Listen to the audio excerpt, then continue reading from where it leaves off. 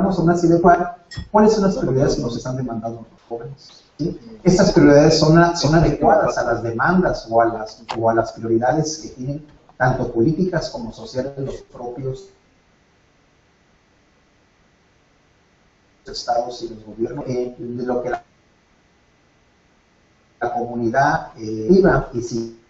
Y la gobernanza tiene que atender ese principio. ¿Cuál principio? De respetar, de ser tolerante, de fomentar la diversidad, pero sobre todo planteando los distintos puntos. De esa perspectiva, y sobre todo considerando que ciudades como Tijuana, Mexicali, Ciudad Juárez, Laredo, tienen limitación de espacios socioculturales, es muy importante que esos pocos espacios que existen sean pronunciadas, sean fortalecidas con actividades que lleven a cabo estos tres niveles de gobierno, pero con vinculación de la comunidad artística, del sector empresarial, pero particularmente de aquellos recursos públicos que existen para el fomento de este tipo de actividades. Afortunadamente, en los últimos 4 o 5 años, la política federal en materia de fomento de ese tipo de actividades de manera sustancial. El problema que estamos viendo desde la parte académica es que en muchos de los casos es actividades vinculadas a las demandas que nos están haciendo ese tipo de jóvenes. Desde esa perspectiva, la gobernanza regular se trata de ser tolerante ante esa diversidad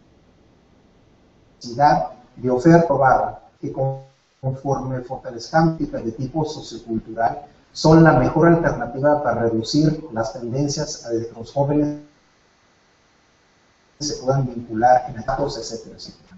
En el caso de Tijuana tenemos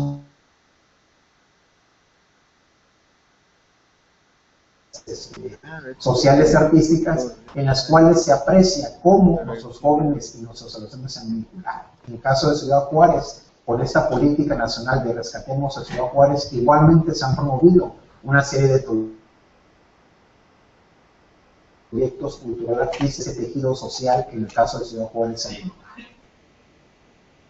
De esa perspectiva, a través de vincular una serie de esfuerzos que existen a nivel de la localidad nacional, es una oferta muy importante. Pero esta oferta, para asegurar esos procesos de gobernanza, sin duda alguna, el gobierno y las administraciones de niveles de gobierno se deben de acercar para fortalecer ese tipo de iniciativas, pero sobre todo dar recursos públicos, sobre todo para atender este conjunto de situaciones. ¿Cuáles serían los retos principales para fortalecer la gobernanza, para el fortalecimiento del desarrollo? Yo creo que uno de los principales retos tiene que se vincula particularmente en conocer cuáles son las principales demandas socioculturales que nos aquejan en nuestras comunidades. Creo que ese es el principal elemento. Un segundo elemento que a partir del fortalecimiento generamos la participación de los distintos actores, sector empresarial, comunidad cultural, parte académica, parte gubernamental, para avanzar en ese tipo de acuerdos que nosotros consideramos que son pertinentes y que nos van a permitir fortalecer esos proyectos socioculturales que estamos planteando. Un tercer componente es cómo fortalecemos tanto la iniciativa, la voluntad del gobierno para acercarnos a ese tipo de proyectos que son estratégicos en la medida en que fortalecemos, atendemos el tejido social de nuestras comunidades. Y desde ese punto de vista, creo que es muy pertinente en México, y sobre todo en el contexto del cambio gubernamental que se avecina, tanto a nivel municipal y a nivel del Estado, que se pueden aprender algunas experiencias internacionales en materia del fortalecimiento de la gobernanza en materia sociocultural.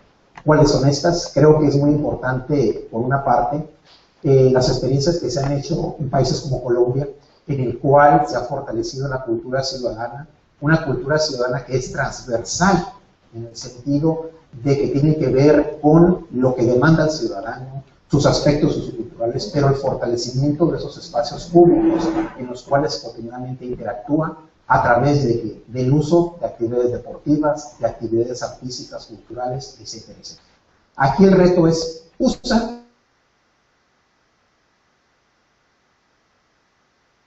ese espacio público, la comunidad se apropie de esos espacios, sobre todo en aquellas comunidades marginales.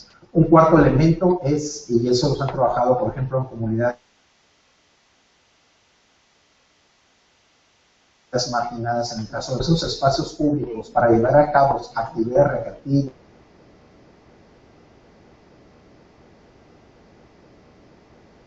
deportivas, socioculturales, involucramiento que tiene la comunidad para apropiarse de ese espacio público, porque es el espacio donde cotidianamente está favoreciendo, está interactuando, y sobre todo va a ser el espacio en donde van a estar ahí presentes tanto la propia familia, el gobierno y otro tipo de autoridades. Desde ese punto de vista, uno de los grandes retos que tiene que abordar esos tres niveles de gobierno para seguir en el fortalecimiento de esa gobernanza sociocultural tiene que ver con el hecho de cómo disminuimos o fortalecemos actividades que tengan un enfoque transversal. Creo que esa es otra experiencia relevante que podemos ubicar de esas lecciones internacionales. Y cuando hablamos de transversalidad, estamos hablando precisamente de vinculaciones que tienen que ver con el tejido social, el fortalecimiento de la parte cultural, la parte educativa, la parte psicológica. Entonces, desde esa perspectiva, este enfoque transversal, sin duda alguna, es un elemento tanto teórico, metodológico, pero sobre todo es un elemento que caracteriza, ¿sí?, las políticas públicas que deben de tener los tres niveles del gobierno para avanzar en ese contexto. Sin duda alguna, a nivel nacional tenemos una serie de experiencias que también serían muy importantes, que en el caso de nuestras comunidades fronterizas se pueden encontrar. Las experiencias, por ejemplo, de la delegación Coyoacán, en donde involucra a los grupos vulnerables para la atención de necesidades que tienen que ver con el caso de fomento, actividades de las mujeres, de las niñas y adolescentes asociados a ese tipo de temas, es también otra experiencia relevante. Aquí el elemento central es cómo utilizas ese tipo de espacios, bajo qué prioridades vas a fortalecer esa vinculación con la comunidad, cuáles van a ser los procesos y sobre todo las interacciones que van a generar en ese sentido con los tres niveles de gobierno para apropiarse de ese espacio, para utilizar, pero sobre todo dar cuenta a generar valor público en el sentido de que atiende demandas socioculturales que nos están exigiendo los ciudadanos.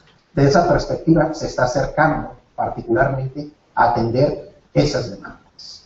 En suma, este recuento muy general de la importancia que tiene la gobernanza para generar esos consensos, esos acuerdos, esas negociaciones con distintos actores vinculados con el arte y la cultura, es sin duda alguna un elemento fundamental.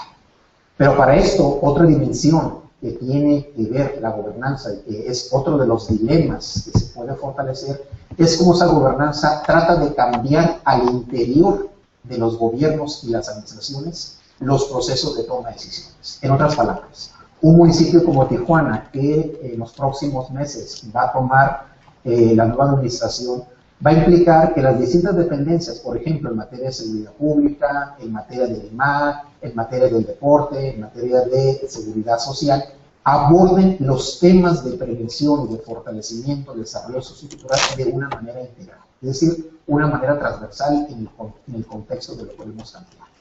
De esa perspectiva, también el ascenso de una nueva administración estatal debería de apoyar esos esfuerzos que se están dando como grupos como TED, como grupos como el IMAC, en la medida en que estamos participando de estos procesos de gobernanza. En suma, los dilemas son sin duda algunos han estado ahí y seguirán estando ahí conforme la acción gubernamental no genere resultados. Sin embargo, conforme esa sociedad civil vinculada a estos temas de la cultura y el arte esté dando respuestas y esté exigiendo resultados, eso debe obligar para que el Estado, el gobierno y la administración pública se estén involucrando en ese tipo de iniciativas que consideramos son muy importantes porque se orientan a fortalecer el tejido social de nuestras comunidades marginales. Eso creo que es un elemento fundamental y tiene que ver con la responsabilidad que debe asumir el Estado, la administración y los gobiernos para solucionar ese tipo de problemas. Es parte de su responsabilidad, es parte de los dilemas, pero sobre todo tiene que ver con el uso de los recursos públicos de manera eficaz. Muchas gracias.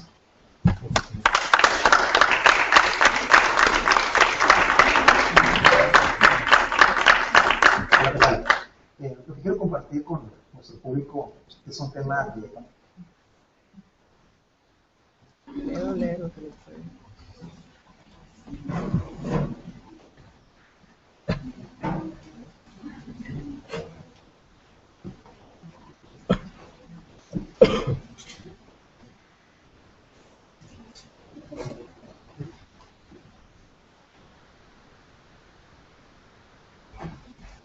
tal? Ánimo, señores. Tendremos una participación a cargo de Alfonso Arámburo. Él es ingeniero y emprendedor. A los 18 años funda una empresa de publicidad con la cual se estrena en finanzas, contaduría y ventas. Actualmente reside en Tecate, donde trabaja como gerente operacional de una empresa líder, utilizando la innovación como herramienta competitiva. De igual modo dirige una marca de bebidas saborizadas, sin calorías, llamadas vitales. Su ponencia del día de hoy es ¿cómo una experiencia de vida negativa se puede volver positiva? Fuerte aplauso, por favor, para Alfonso Arámburo.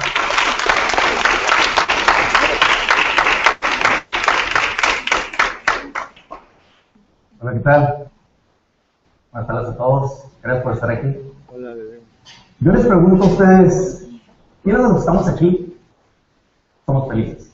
No me responden todavía, no levanten mano ni nada. Vamos a hacer algo primeramente. Los que digan que sí, vamos a estar yéndonos para el lado izquierdo. Nos vamos, bueno, mi lado izquierdo, ¿no? Tira para acá. Y los que decimos que no, para el lado derecho. Nos inclinamos. Ok, ahora yo les pregunto, ¿quiénes de aquí somos felices?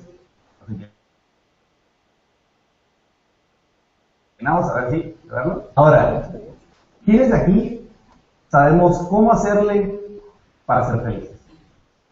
Nos inclinamos nuevamente. Una última pregunta que tengo para ustedes es, en cada momento de sus vidas, en cada experiencia, en cada instante, en cada detalle que han tenido en sus vidas, lo han disfrutado al 100%. Buenos días, Mauricio. Bueno, ahora sí estábamos. En cada momento de sus vidas, cada experiencia que han tenido, lo han disfrutado al 100%. Han dicho, ¿sabes qué? Me pasó esto, haya sido una experiencia buena, haya sido una experiencia mala. ¿La han disfrutado? A ver, nuevamente. Ok. Quiero que visualicen que cada uno de nosotros somos un pensamiento, ¿sí? Un solo pensamiento. Y la señorita es un pensamiento. Por allá tenemos al señor, al joven por allá, otro pensamiento y otro pensamiento. Ah, también dice que por allá.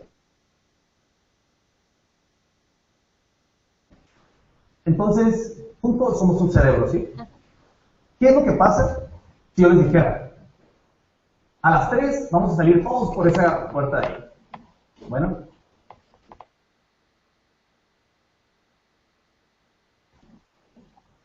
Signos por uno, hablando de que nos estamos inclinando, ¿cierto? Entonces, hacia la dirección que se están inclinando, obviamente se va a entorpecer el tráfico. Obviamente, no va a ser el mismo flujo que si nosotros no todos nos pusiéramos de acuerdo y digamos, pues, va, a las 3 vamos todos hacia esa dirección. Entonces, ¿qué es lo que nos hace que cada uno de nosotros podamos llegar hacia donde queremos? Y no de nosotros, sino de los líderes que hemos tenido, que hasta el momento de ahora lo recordamos. Gente que ha sido, algunos le podríamos decir capaces, algunos le pudiéramos decir gente, está seguro de él mismo y sabe qué es, a dónde quiere ir. Pero ¿qué fue lo que hizo esta persona para que nosotros pudiéramos decir, ay, ¿sabes qué? Puedo poner a este camarada, la parte de este líder. Son personas que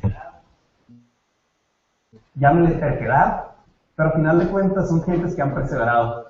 Son personas que han iniciado que el 80% de el éxito, el 80% es estar haciendo, atreverse lo que probablemente algunos no se hubieran atrevido. Por ahí tenemos este ejemplo que me gustó bastante, que es un rollito por ahí. Y justo como este ejemplo, habemos muchos de nosotros que decimos, ¿sabes qué? No me importa si tú me estás diciendo que no lo puedo hacer. No me importa. Yo, rollito, voy a tratar de ser una búsqueda de hecho y ¿no?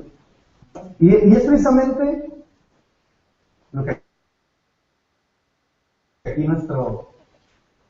el general Francisco Villa estuvo pensando toda su vida, ¿no?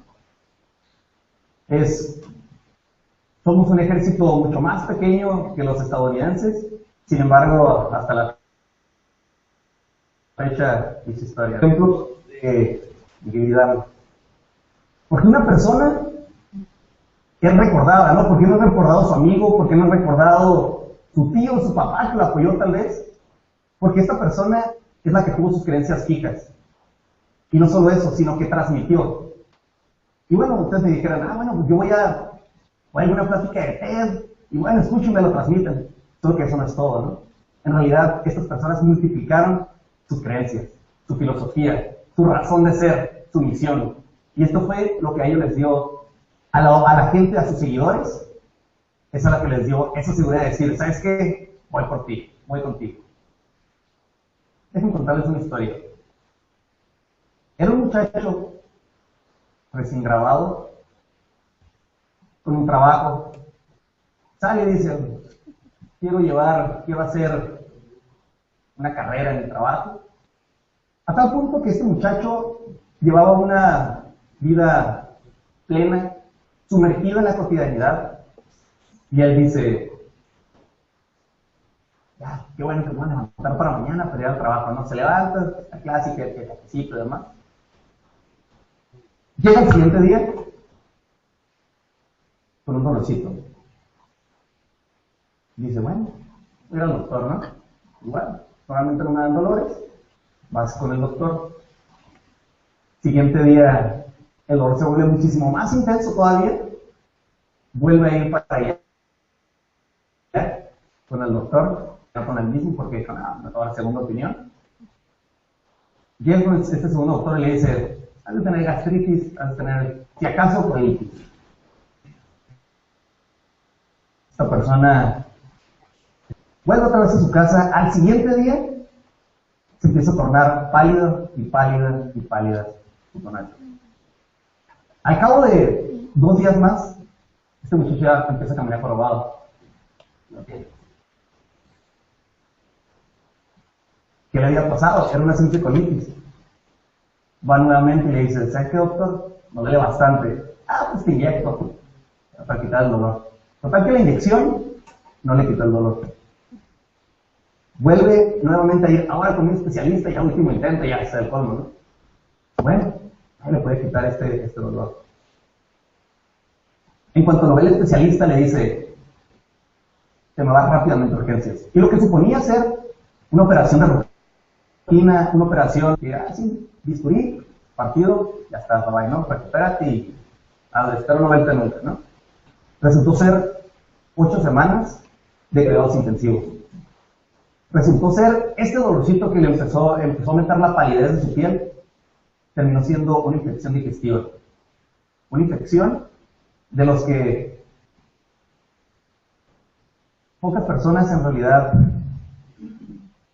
han sobrevivido. Y este muchacho, señores, está aquí con ustedes, enfrente, hablándoles sobre lo que para mí en realidad no fue una experiencia negativa. Pudieran decir, ay, pobrecito, no me está contando, ay, un abrazo, como en realidad no. Sino es simplemente para decirles de que ese momento para mí fue un tiempo de retrospección, fue un tiempo de decir, lo que estoy haciendo el día a día en realidad me está brindando un futuro. No digo que no va a tener ningún futuro, simplemente lo que cada uno de nosotros tenemos un objetivo de vida. Entonces, yo les pregunto, cada de esas cosas que han estado haciendo, lo que están haciendo en este instante, los está llevando hacia donde quieren llegar. Y bueno, de ahí fue cuando, esta imagen me gustó bastante. Somos el presente. no el futuro. Ahí fue donde caí en cuenta que en realidad está bien, claro, fórjate objetivos de largo plazo, de mediano plazo, claro, pero disfruta y vive plenamente el presente. Ahí fue cuando decidí de que debía intentar algo que quizás en mi comunidad nadie había intentado. Alguien de que no tenía un mentor, pero dices, vamos yendo, vamos intentando lo diferente. Vamos encontrando ese camino que en realidad para mí, puede ser que para todos ustedes o para uno de nosotros sea muy diferente. Esos objetivos que en realidad son de retrospección, de ver qué quiero y a dónde quiero llegar. Aquí en el ejemplo encontré Rodrigo Herrera Aspre, que es el fundador de Genoma Labs. A mí me di cuenta que no era la única persona que en realidad pensaba de que las experiencias negativas te llegan hacia algo positivo. Si bien pudieran pensar, pero es un multimillonario que tiene su empresa en toda Latinoamérica, Estados Unidos, y paga los infomerciales, tiene mucho dinero. Déjenme decirle que cuando él empezó, fue la primera persona en vender infomerciales, en vender un producto OTC que se llaman over the counter, bueno, ¿qué significa esto, no? Términos, tecnicismos. Más que nada que tú puedas ir a la tienda y puedas comprarlo sin necesidad de una receta médica. Entonces, él se arriesga, a pesar de que sus amigos le dijeron, son tiempos muertos en la tele, nadie los ve, ¿para qué quieres estar pagando quizás algo que nadie va a ver, ¿no? Y se vuelve una empresa multimillonaria. ¿Y cómo empieza la historia de él? Como les digo, empezó algo negativo, ¿y qué fue? Era un niño con acné. Entonces, estaba traumado y dijo, yo no quiero que otra gente tenga eso. Me gustaría que la gente tuviera la accesibilidad de ir a la farmacia de la esquina, y adquirir esos productos. Y fue cuando empezó a vender asepsia. Tenemos también a Carlos Labarte y a Carlos Danel, que eran dos amigos, los dos financieros, que su misión y su razón de ser era brindarles a la gente algo que en ese momento no tenían. No había una institución para préstamos microfinancieros. Ellos lo estaban haciendo sin fines de lucro. Era una empresa que en realidad nadie creía en ellos. Iban con inversionistas y les decían, ¿sabes qué? Nada más ocupo 10 millones de pesos para abrir una sucursal, para mover el dinero, ¿no? Microfinanciera, ¿no? De cuentas. Ellos pensaron, ¿de qué manera podemos hacer para que la gente crea en nosotros? O sea, nosotros tenemos un muy buen proyecto, me retiro. Sin embargo, fue cuando empezó a tornar todo este proyecto, empezó a tornar forma. Y dije, bueno, ¿sabes qué? Vamos cobrándoles una comisión a la gente, tengamos retribuciones, podamos tener una buena gestión, y al cabo de esta buena gestión, la gente cree en nosotros. Dinero. Empezaron a cobrar esta comisión, y hoy en día es una empresa que, al igual que Genoma Labs, se encuentra en toda Latinoamérica. Es una empresa multimillonaria, y no fue porque ellos estuvieran buscando el dinero. En realidad fue por su razón de ser, por la misión, o como comúnmente se le dice también, por su mantra. ¿Sí? Y aquí,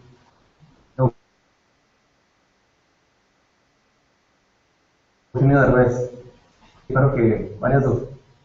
¿Todos la vieron? Sí. Bueno, yo no la vi, nada más vi la sinopsis.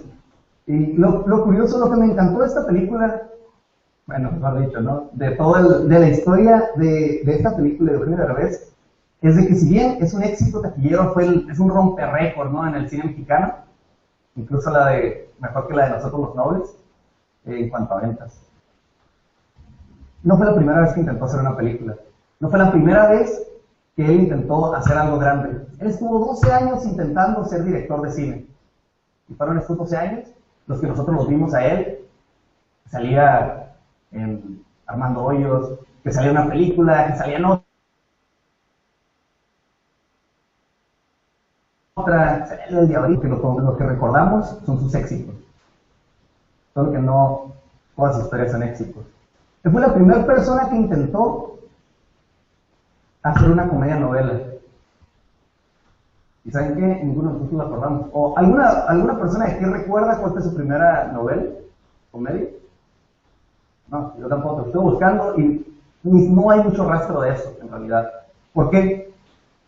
Porque nosotros normalmente recordamos a una persona, la idealizamos por las cosas que hizo. La idealizamos por lo que nosotros vimos. ¿Sabes qué? Es bien fácil, pues nada más se puso director, le habló a una persona, contactó a una niña por Twitter y ya. En realidad no. Estuvo 12 años intentando haciendo esto. Y bueno, todo lo que tienen en común estas personas es de que fueron personas que tenían una razón de ser, lo que llamamos mantra. Estas personas no estaban motivadas por el dinero, sino que ellos creían en sí mismos. Porque era algo que ellos querían lograr, y bueno, de ellos estoy hablando. De ellos nos estamos acordando, y no va a ser la última vez que escuchemos hablar de ellos. Porque así como llegaron a este punto, van a seguir, y van a seguir, y van a seguir, y van a seguir. Entonces ahora yo les digo a todos ustedes que en nosotros está mover las piezas que tenemos, sean pocas, sean muchas, sea lo que sea, para hacer lo que está a nuestro alcance. En nosotros está ese camino que podemos seguir. Ese camino es ese mismo objetivo para llegar hasta ahí. Gracias.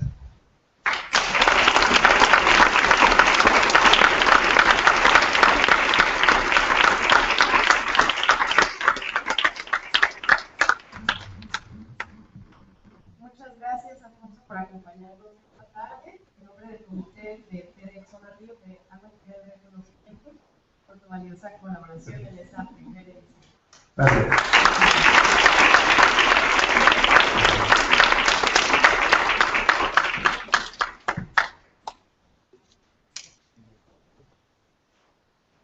Ahora nos toca ver un video que es uno de los más vistos en todo el YouTube del concepto TED, prácticamente 1 millón de visitas tiene. Es considerado una de las tendencias en cuanto a cuestiones de educación. Él en este video nos va a cuestionar acerca de cómo estamos tratamiento radical en nuestros sistemas escolares para cultivar la creatividad y reconocer varios tipos de inteligencia. Vamos pues a ver esta interesante.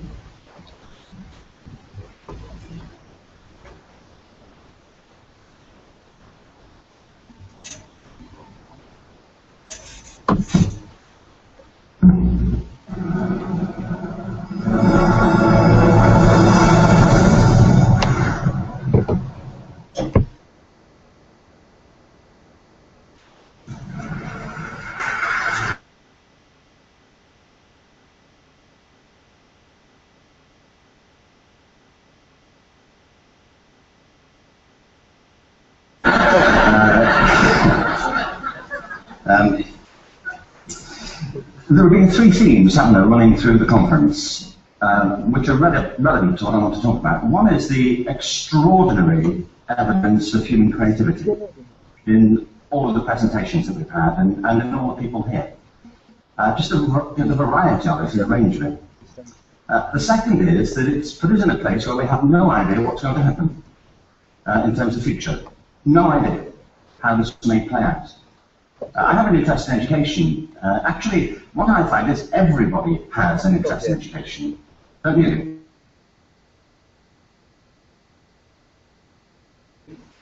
I find this very interesting in education. That is, frankly.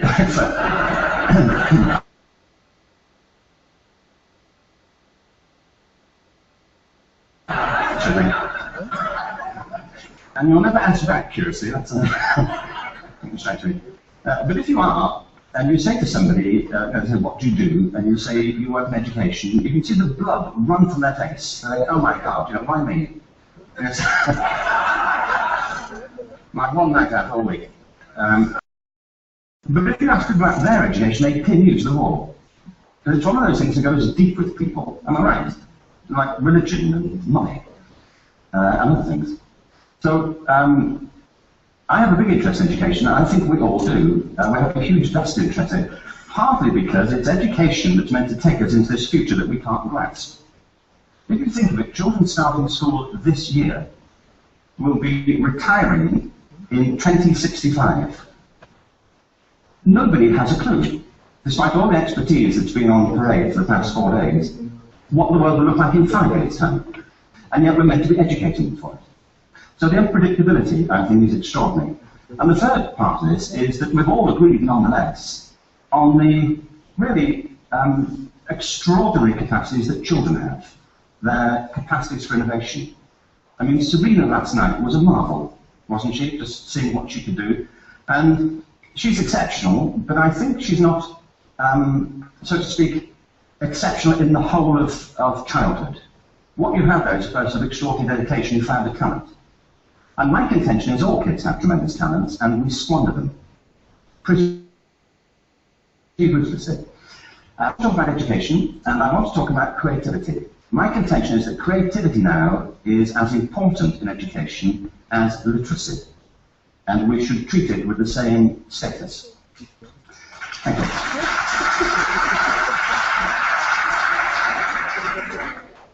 That was it. Thank you very much. So, 15 minutes left. Well, I was born. No, I had a great story recently. I love telling it. Of a little girl who was in a drawing lesson. She was 6. This little girl hardly ever paid attention. And in this drawing lesson, she did. And the teacher was fascinated. She went over to her and she said, "What are you drawing?" And the girl said, "I'm drawing a picture of God." And the teacher said, "But nobody knows what God looks like." And the girl said, "They will in a minute."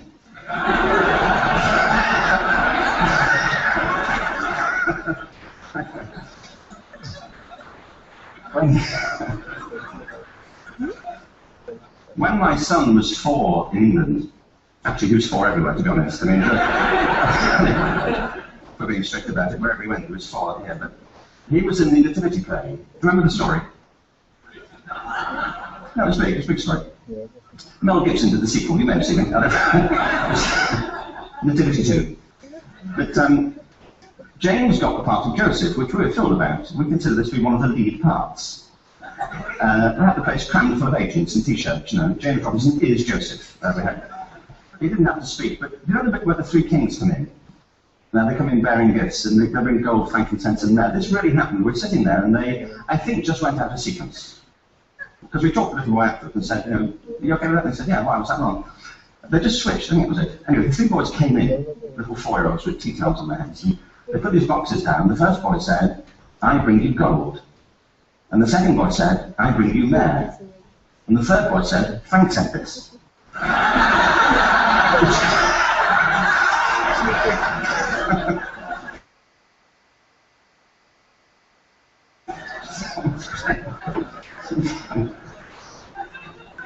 What these things have in common is that kids will take a chance. If they don't know, they'll have a go. Am I right? They're not frightened of being wrong. Now, I don't mean to say that being wrong is the same thing as being creative. What we do know is that if you're not prepared to be wrong, you'll never come up with anything original. If you're not prepared to be wrong. And by the time they get to be adults, most kids have lost that capacity. They have become frightened of being wrong. And we run our companies, this, by the way, we stigmatize mistakes. And we're now running national education systems where mistakes are the worst thing you can make. And the result is that we are educating people out of their creative capacity. Picasso once said this: "The problem is to remain an artist as we grow up." I believe this passionately that we don't grow into creativity. So why is this? I lived in Stratford-on-Avon until about 5 years ago. In fact, we moved from Stratford to Los Angeles, transition, you know, this was. Actually, we lived in a place called Snitterfield, just outside Stratford, which is where Shakespeare's father was born. Are you struck by a new thought? I was. You don't think of Shakespeare having a father, do you? Do you? But you don't think of Shakespeare being a child? Do you? Shakespeare being 7? I never thought of it. I mean, he's 7 strands.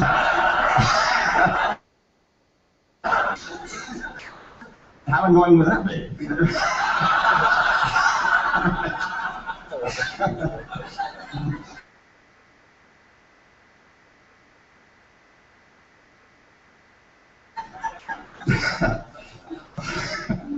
Being sent to bed by a dad to Shakespeare, go to bed now, to William Shakespeare, and put the pencil down, and stop speaking like that. It's confusing everybody.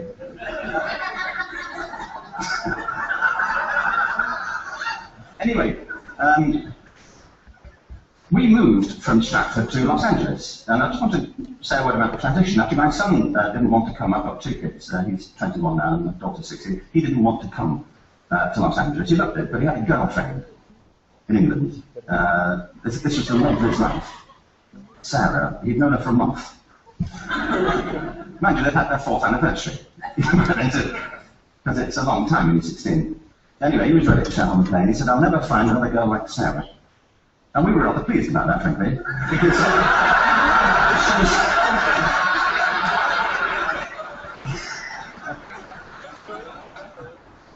she was the main reason we were leaving the country.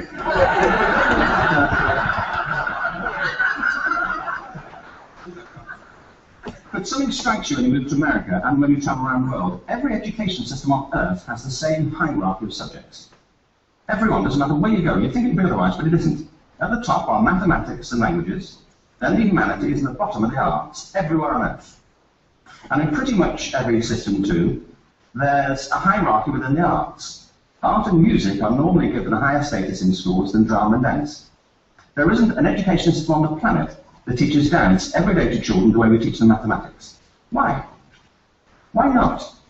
I think this is rather important. I think maths is very important, but so is dance. Children dance all the time if they're allowed to, we all do. We all have bodies, don't we? Did I miss a meeting? Usually what happens is, as children grow up, we start to educate them progressively from the waist up. And then we focus on their heads, and slightly to one side. If you were to visit education as an alien and say, what's it for, public education, I think you'd have to conclude, if you look at the output, who really succeeds by this, who does everything they should, who gets all the brownie points, who are the winners. I think you have to conclude the whole purpose of public education throughout the world is to produce university professors. Isn't it? They're the people who come out the top, and I used to be one. So there, But, and I like university professors, but we should, they're just a form of life. Another form of life. But they're rather curious, and I'm saying this out of affection for them. There's something curious about professors. In my experience, not all of them, but typically, they live in their heads. They live up there, and slightly to one side. They're disembodied, in a kind of literal way. They look upon their body as a form of transport for their heads. It's... Okay. It's a way of getting their head to meetings.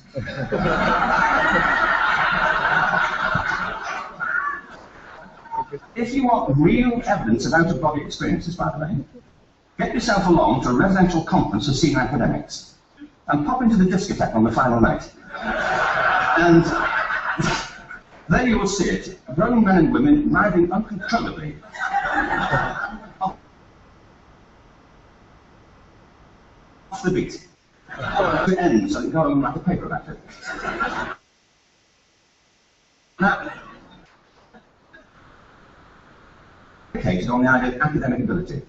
And there's a reason. The whole system was invented around the world. There were no public systems of education really before the 19th century. They all came into being. The hierarchy is rooted on two ideas. Number one, the most useful stuff probably steered benignly away from things at school when you were a kid. Things you liked, on the ground you would never get a job doing that. Is that right? Don't do music, you're not going to be a musician. Don't do art, you're not going to be an artist. Benign advice, now profoundly mistaken. The whole world is engulfed in a revolution. And the second is academic ability, which has really come to dominate our view of intelligence because the universities designed the system in their age. If you think the whole system of public education in the world is a protracted process of university entrance. And the consequence is that many highly talented, brilliant, creative people think they're not. because the thing they were good at school wasn't valued or was actually stigmatized. And in 30 years, according to UNESCO, more people worldwide will be graduating through education than since the beginning of history. More people. And it's the combination of all the things we've talked about, technology and its transformational effect on work, and demography and the huge explosion in population. Suddenly, degrees aren't worth anything. Isn't that true? When I was a student, if you had a degree, you had a job. If you didn't have a job, it's because you didn't want one. And I didn't want one, frankly. So, but now, kids with degrees are often heading home to carry on playing video games. Because you need an MA, where the previous job required a BA, and now you need a PhD for the other. It's a process of academic inflation, and it indicates the whole structure of education beneath our feet.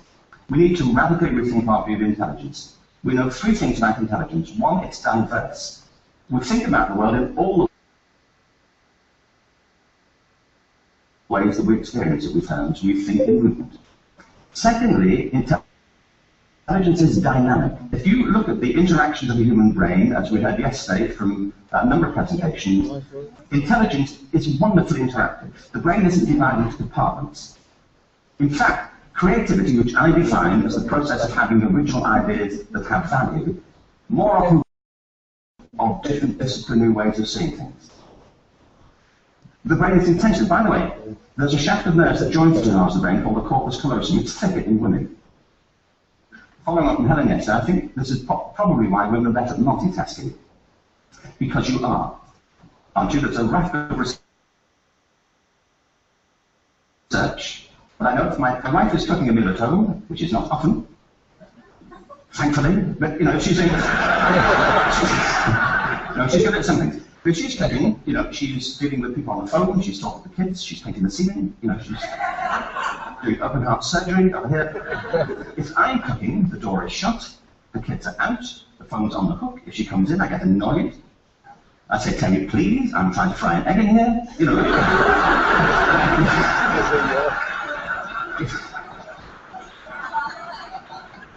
Give me a break. Actually, there was, do you know that old philosophical thing? If a tree falls in a forest and nobody hears it, did it happen? Remember that old chestnut? I saw a great T-shirt really recently which said, if a man speaks his mind in a forest and no woman hears him, is he still wrong?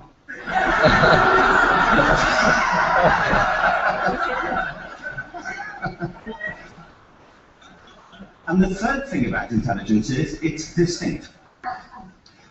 I'm doing a new book at the moment called Epiphany, which is based on a series of interviews with people about how they discover their talent. I'm fascinated by how people got to do that. It's really prompted by a conversation I had with a wonderful woman who most people have never heard of. She's called Gillian Lynn. Have you heard of her? Some have. She's a choreographer and everybody knows her work. She did Cats and Phantom of the Opera. She's wonderful. I used to be on the board of the Royal Ballet in England, as you can see. And anyway, Julie and I had lunch one day. I said, "How do you ever be a dancer?" And she said it was interesting. When she was at school, she was really hopeless. And the school in the 30s wrote to her parents and said, "We think Gillian has a learning disorder." It's fidgeting. I think now it's ADHD. Wouldn't you? But this was the 1930s and ADHD hadn't been invented, you know, at this point, so it wasn't an available condition. You know, people might do they could have that. Anyway, she went to see this specialist. So this oak panel room, and she was there. She was led and sat on this chair at the end, and she sat on her hands for 20 minutes while this man talked to her about all the problems Gillian was having at school. And at the end of it, because she was disturbing people, their homework was always late and so on, they were killing late. In the end, the doctor went and sat next to her and said, "Gillian, I've listened to all these things that mother's told me. I need to speak to her privately." So he said, "Wait here, we'll be back, we won't be very long," and they went and left her. As they went out of the room, he turned on the radio that was sitting on his desk. And when they got out of the room, he said to her mother, "Just stand and watch her." And the minute they left the room, she said she was on her feet, moving to the music. And they watched for a few minutes, and he turned to her mother, and he said, "You know, Mrs. Lynn, Gillian isn't sick, she's a dancer. Take her to a dance school." I said, "What happened?" Said, "She did. I can't tell you how wonderful it was. We walked in this room, and it was full of people like me. People who couldn't sit still. People who had to move to think, who had to move to think. They did ballet, they did tap, they did jazz, they did modern, they did contemporary. She was eventually auditioned for the Royal Ballet School. She became a soloist, she had a wonderful career at the Royal Ballet. She eventually graduated from the Royal Ballet School, found her own company, the Gillian Dance Company, met Andrew Lloyd Webber. She's been responsible for some of the most successful musical theatre productions in history. She's given pleasure to millions, and she's a multi-millionaire. Somebody else might put on medication. Now,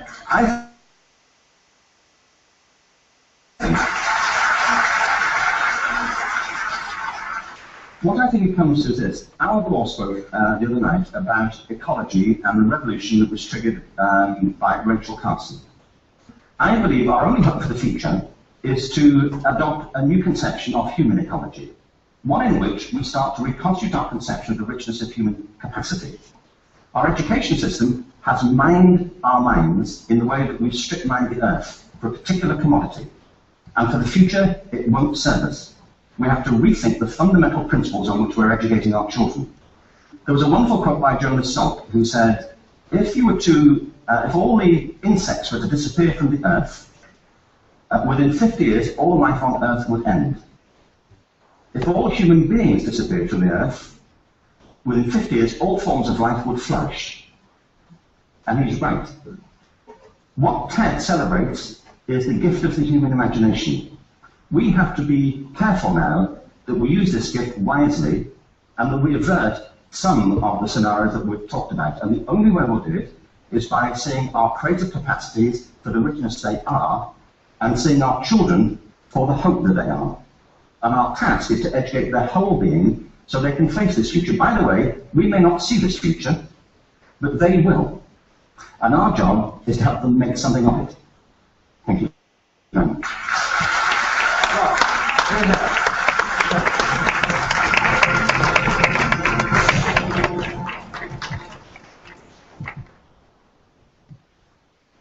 Que se escuche aquí el aplauso también para que para la actualidad es una de las conferencias que más hemos visto de TED y que realmente han sido súper valiosas. No cada uno hizo en esta conferencia tan valiosa, no nada más para el ámbito, por ejemplo, de la educación, en el caso de los sistemas educativos, sino el paradigma, por ejemplo, de cómo se valora la creatividad y las artes. Y eso es algo de lo que vamos a discutir con varios ponentes en las próximas horas aquí en TEDxZonario.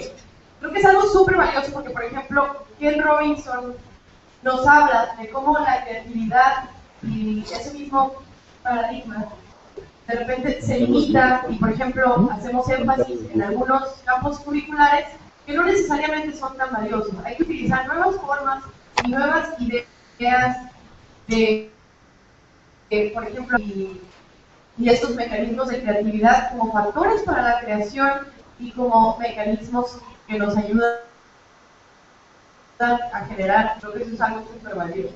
A continuación tendremos una participación con Miguel Ángel Reinaga Torres. Él es ingeniero, es maestro de tango y aparte, bueno, está estudiando la maestría en Administración y Mercadotecnia. Él es fundador del proyecto NASGA, creado para fomentar justamente el arte local y con gran énfasis en el fomento a la lectura. Este proyecto tiene también la virtud de convocar a personas interesadas en generar un diseño, que también es otra propuesta en la narrativa de las camisetas. Sí, es para ti. Entonces ellos se encargan de imprimirlo y comercializarlo.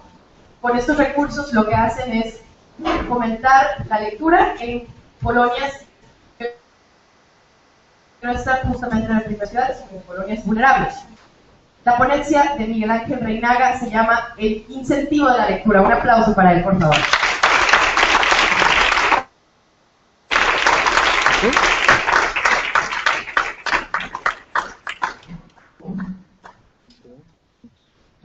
Buenas tardes. Vamos a un pequeño ejercicio. Vamos a cerrar los ojos, por favor. Entonces vamos a tratar de recordar la época de la primaria. ¿Sí? Algunos no fue hace mucho tiempo, tenemos que regresarnos un poco más hacia el pasado. ¿Sí? Entonces estamos en la primaria, estamos en nuestro primer día de clase.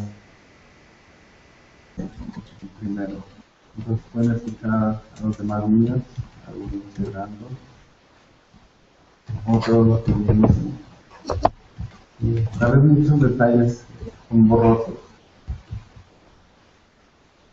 ¿Y qué es lo que sienten en ese momento? Ahora vamos a adelantar más y vamos a recordar un momento vergonzoso que hemos ocurrido en la primaria. Un momento alegre, un momento de éxito.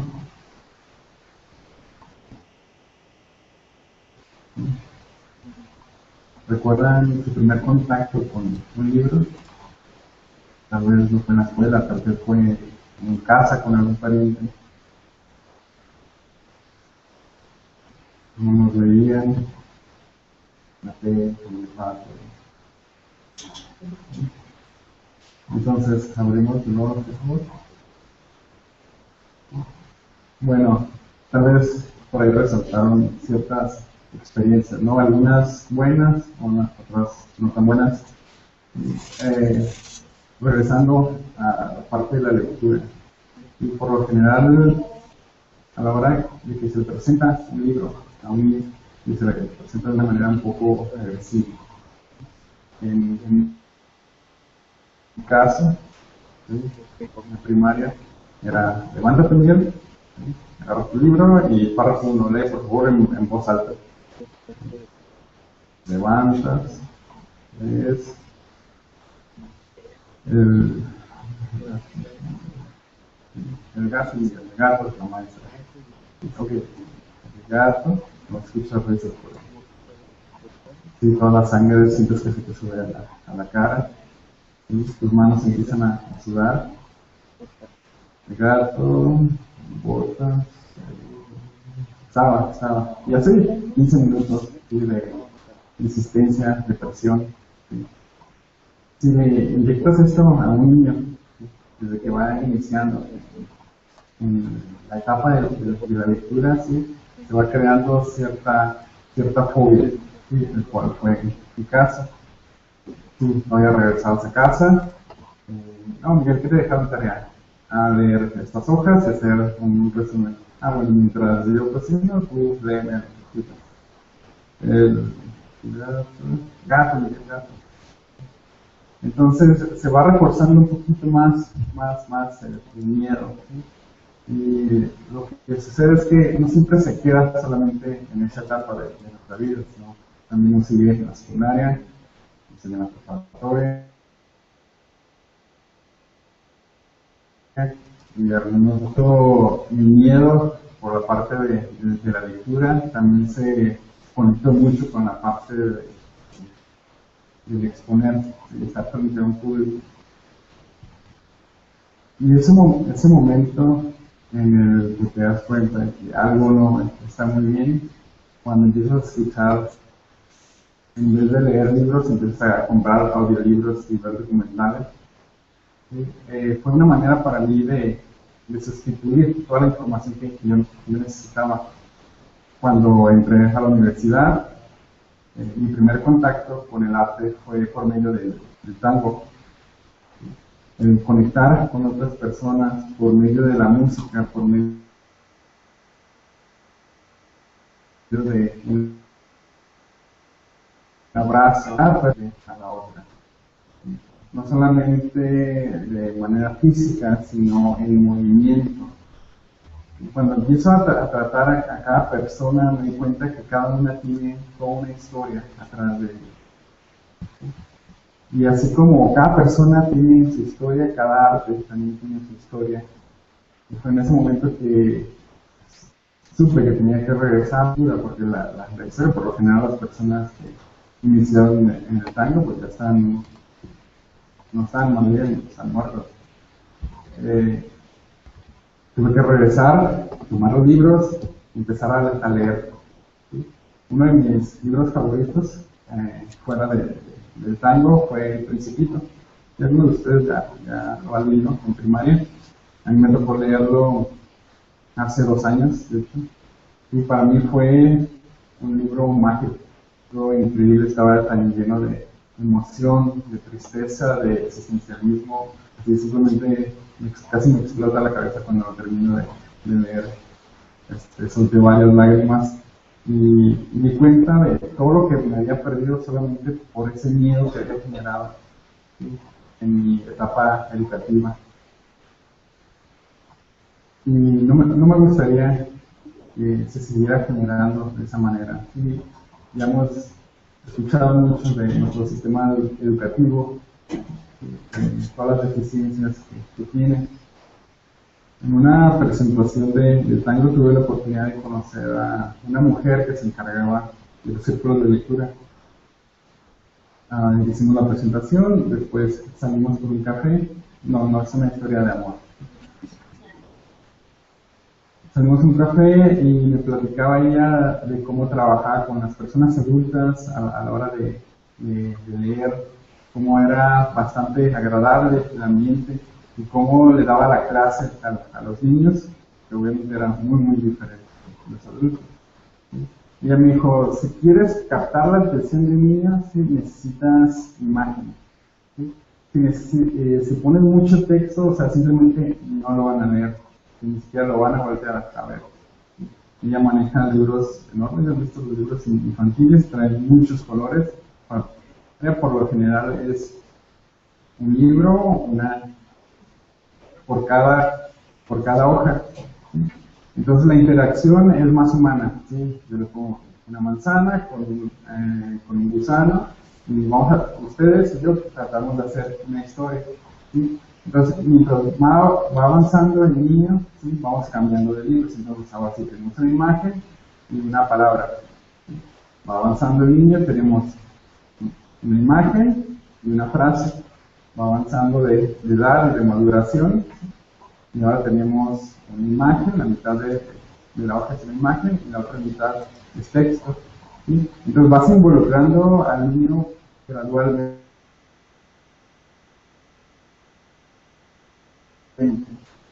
¿Sí? Una lectura demasiado pesada para mí, que va iniciando en esa área. Entonces, en la universidad aprendí serigrafía, abrí mi taller, estuve trabajando en el taller, me di cuenta que no era tanto lo mío, lo suspendí, y en una de esas pláticas, esas donde resuelves el mundo como en 2 horas en un café, me di cuenta que la única manera de que yo podía aportar a la sociedad era por medio de la educación. A pesar de que mi vocación no es ser maestro de una universidad o preparatoria, supe que tenía que aportar algo. ¿Sí? Sabía que me gustaba la ingeniería, sabía que me gustaba la parte creativa, y cómo conectar estas dos, y la parte de ayudar a la sociedad. Así que, platicando con mi amiga, y dije, bueno, ¿sabes qué? ¿Por qué no hago camisetas y las vendemos? Y parte de lo que salga, te las doy a ti, se los regalas a los niños y tú le das al libro y al niño. Y dijo, perfecto. De hecho, este proyecto apenas lo empezamos hace unos meses. Todavía no sabemos cuáles van a ser los resultados, pero creo que van a ser mucho mejor que sin niños, sin libros, que un niño con libros. Yo creo firmemente que todo está conectado. ¿Sí? Y que la única manera en que se puede mejorar una sociedad es por medio de la buena educación. No hablo de secundaria, primaria y título de universidad, sino sembrarle a los niños